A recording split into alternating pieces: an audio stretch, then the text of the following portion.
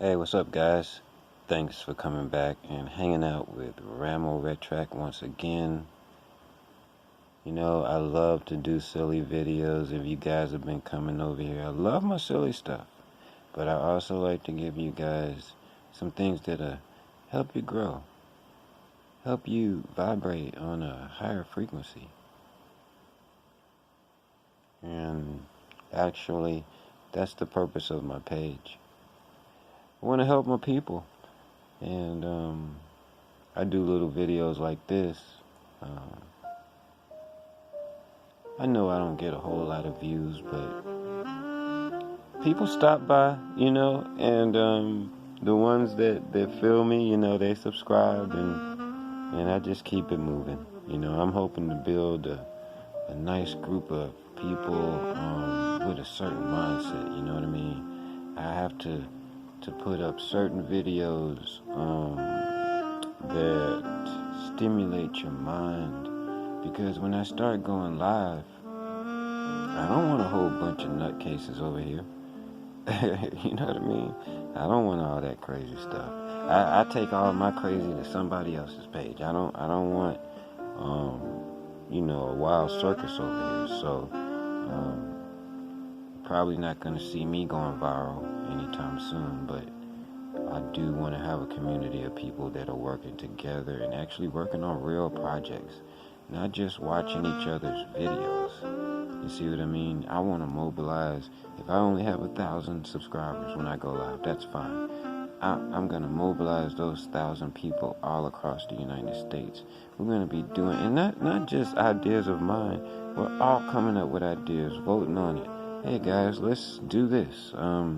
We could help the kids this month. We're helping the elderly next month. You know what I'm saying? We're helping black veterans. In February. We come up with different things that we can do. If it isn't anything but dropping off, some food to an old person, that's alone. We're doing that all over the nation. You see what I mean? And it starts like that. And I'm going to get into the video in a minute. I've got Dick Gregory coming up for you guys. But that's how big things start. It starts small every time. And everybody that's done something really, really, really, really big, like impossible big, it started as a mustard seed. Now, I'm going to move on out the way so you can groove with Dick Gregory, and I hope you enjoy it. And don't make the mistake that most of your mothers and fathers made. When I wake up in the morning, my prayers, and I thank God I woke up, the Ku Klux Klan woke up this morning. The drug pushers woke up this morning. I thank God that I made another 24 hours in the most vicious, nasty, hateful, insane nation that's ever existed, with my wits, without hating, without being bitter, without being mean. And I thank God that I survived 24 hours in that type of atmosphere, with the type of amusement and friendliness. And so I would say to young folks, don't be in a state of denial of the racism and sexism, but don't let that block you. Don't teach your children that you have to be twice as good as a white. That's an awful thing to teach your children. That's like saying because you're black, white America has a right to change your dollar for 94 cents. But we used to get 50 cents, and before that we used to get nothing. Young folks have to say, we don't want more change for $1. Excuse me, we want a full dollar's change for $1, or this cash register will never ring again. Yes.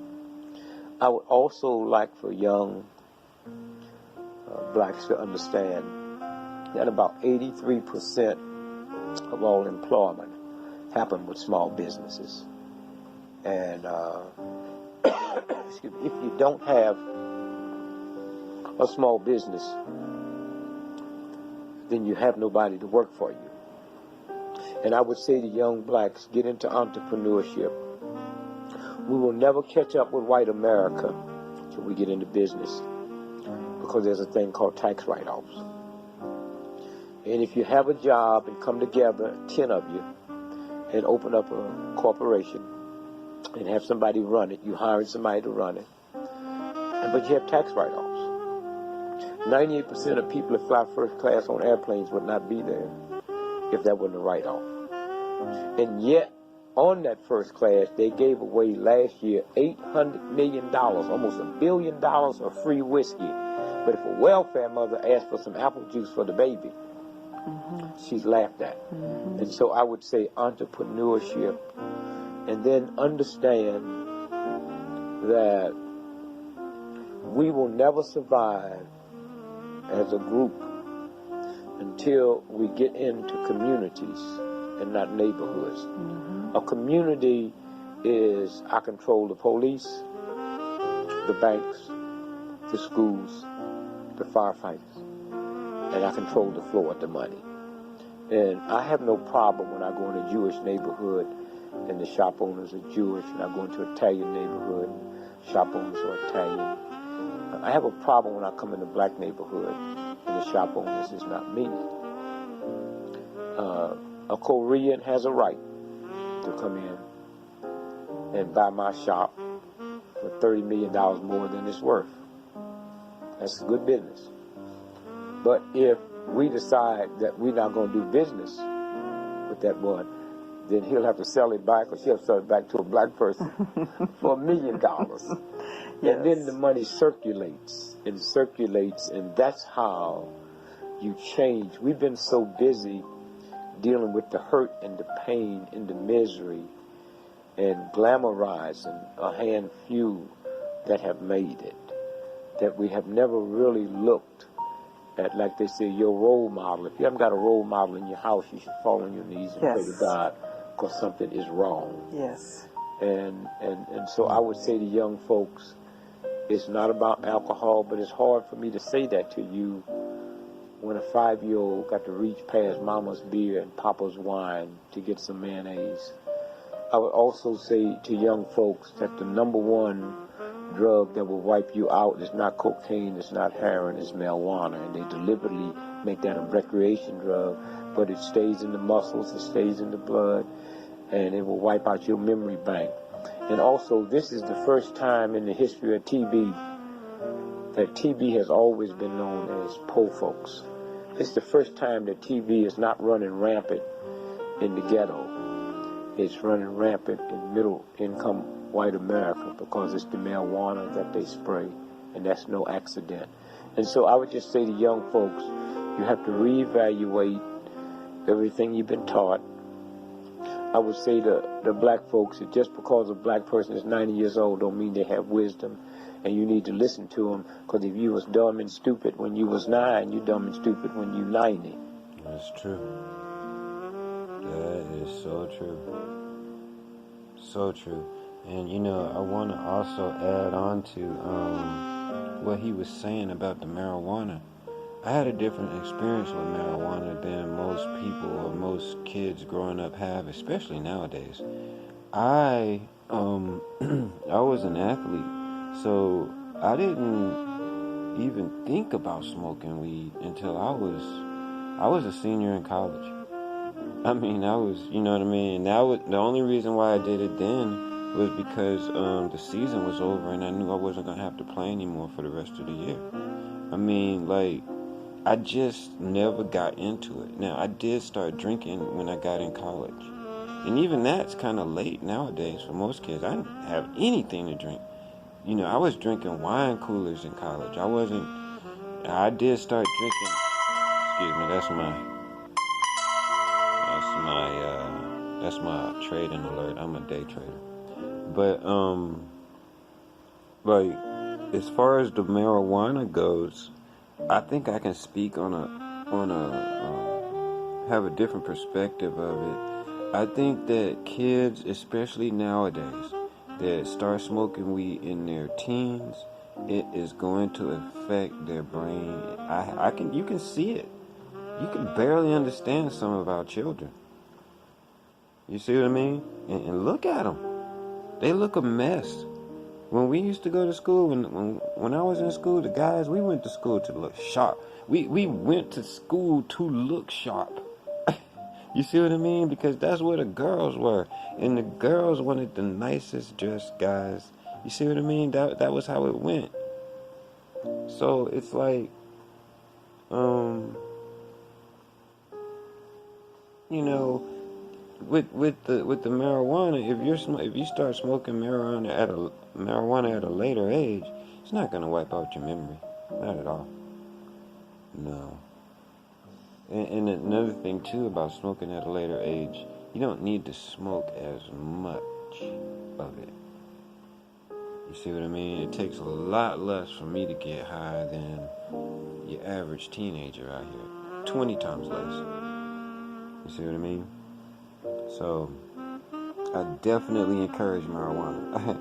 Because it is like, if you know how to, if it depends on the type of person you are too. Like, I'm a really driven person. So, I'm always doing something. All the time. Even if I'm doing nothing, I'm in a trade. I'm at least in a trade. But I'm always doing something or trying to learn something. You know what I mean? So, sometimes when I smoke, right, it takes the distraction away from your mind so you can focus. And I don't know if that helps with I know a lot of musicians say it does. And you know, I write music. You see what I mean? I'm a music producer. So definitely when I'm doing music or trying to come up with a new melody, something like that. And see, like, kids don't use weed for that kind of stuff that I do. I do it when I want to listen to something deep, or if I'm listening to an audio book or whatever and I want to make sure I'm paying attention, I might smoke. Things like that. You see what I mean? And these kids nowadays, no, they're not using it for that. Their brain isn't developed, and they're playing video games and they're smoking weed. That will stunt your intellect. So if any young people out here listening, ease up on it a little bit. I'm not saying don't do it. You know, a lot of adults, and I'm 52, so I'm not like some 20-year-old or whatever giving you advice. There's nothing wrong with smoking weed, but you really need to make sure that you challenge yourself. When you smoke, make sure you get something done. If you don't have anything to do, get you something to do, like learn an instrument. You see what I mean? Learn how to sing. Learn how to paint. You see what I mean? Your hobby could be learning. That's one of my hobbies. When I put these videos up on YouTube, I'm not actually really doing anything. Yeah, a lot of these videos just stuff that I would be watching normally. I'm always putting something into my head. All the time. And it always comes in handy when I need it.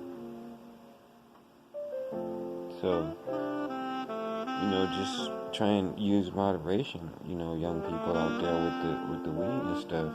And then as you get older, if you want to increase it, once you feel like, maybe like you're 25, 26, your brain's fully developed, smoke as much as you want. It's not going to do anything to you.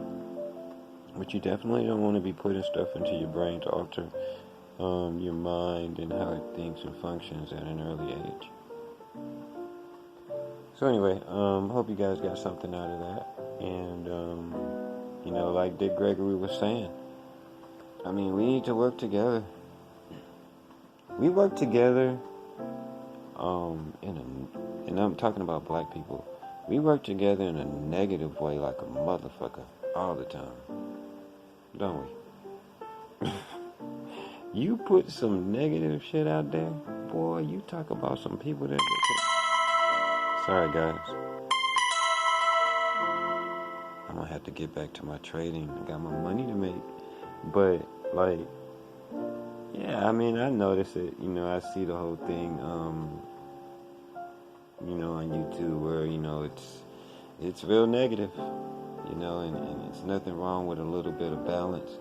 And if you ever feel like, hey, man, I need to step away from some of that stuff, come check out some of my videos. If you look at my live section, I have all kinds of stuff up there to help you grow, raise your vibration. They turned on my live by mistake. I don't know why. But I put up all these videos, and then I started noticing, man, these things aren't getting any views.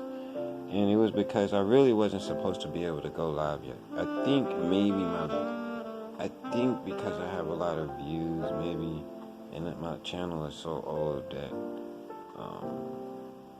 they turned it on by mistake. But you can still watch the videos though. It's just that they don't suggest those videos to anybody, so it's just kind of dead. So I'm putting all my stuff now where my video section is. If you want to find my new stuff, until I get 1,000 subscribers. So that's about it, guys. I'm gonna leave you with little jazz. You know, nothing wrong with just easing up on some of that rap music. You know what I mean? And just like growing, man. Let your mind be your treasure. You see what I mean? Let that be the most valuable thing, because it is. It's the most valuable thing you have. You see what I mean? So if you've got, most people, they think that their home is the most valuable thing they have, right? And if they think that, what do? Do they put a whole bunch of junky furniture up in there? Is that what they do with the most valuable thing they have? You see what I mean? Now you know that your home isn't the most valuable thing you have. Now you do. It's your mind. So make sure that you put stuff in there that's classy. You know what I'm saying? Not saying you don't have like a little man's cave somewhere, right? But you want your house to be nice, elegant. See what I mean? And when people come into your home, they say, "Oh, wow, this guy here. Last time I came over, he let me in his man cave, but I didn't come upstairs to see what he was all about." You see what I'm saying?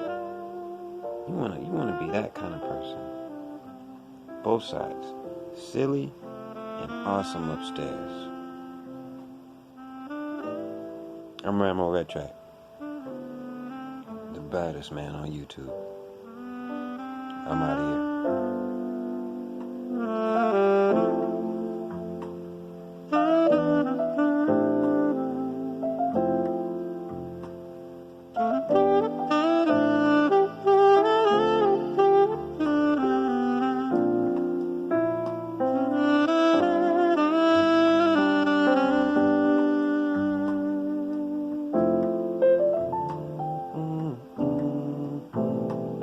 That sounds good right there. Yeah, so I play the guitar, I play the piano, produce music. That right there can take up a whole day for me, and I'm staying on a high vibration. You see what I mean? You need that kind of stuff in your life. That's what God gave us gifts for, to use them. You don't even know what you can do until you try. Nobody could have told me that I could sing until 8 months ago. I started taking some vocal stuff right on YouTube and started practicing. Until then, all I did was rap. And I would write music, but I didn't do the singing. I would let other artists do the singing. You see what I mean? And your conversation this is for the guys. Your conversation is gonna be awesome when you start putting more stuff in your head, when you have things that you can do. Like for instance, besides me being a professional tennis player and a tennis coach for 20 years, right? I got a master's degree in psychology. You see what I mean? I was a radio talk show host for 2 years. Okay? You feel me? Like, and then as your conversation starts to grow, people are gonna be impressed when they see you, or when they're with you. You feel me on that? And this isn't a braggadocious type thing at all. It's just to kind of let you know that, hey, this guy really is doing what he's saying. And I'll say another thing, like what I used to do, When I was really, really going hard at just putting information in my head, I would go to, they have Yale and Harvard classes right on YouTube. You can go in there and take all them damn classes if you want to. Now, I have degrees, but I don't have a degree in everything. You see what I mean? So I went in there a couple years. I was just, every day, I just click on one of the classes. It might not even be the same class. I'll just click onto it, halfway listening to it. You see what I mean? But it's just coming. That's the way your brain works. Your brain is always turned on. Always. So just constantly have something in your background, whether it's some nice music like this, or something maybe somebody speaking, or you're learning something, or whatever it is. And then your mind is going to start. It's amazing. It starts creating more and more space for you to put more and more stuff in. Well, I'm out of here, guys. I'll catch you later.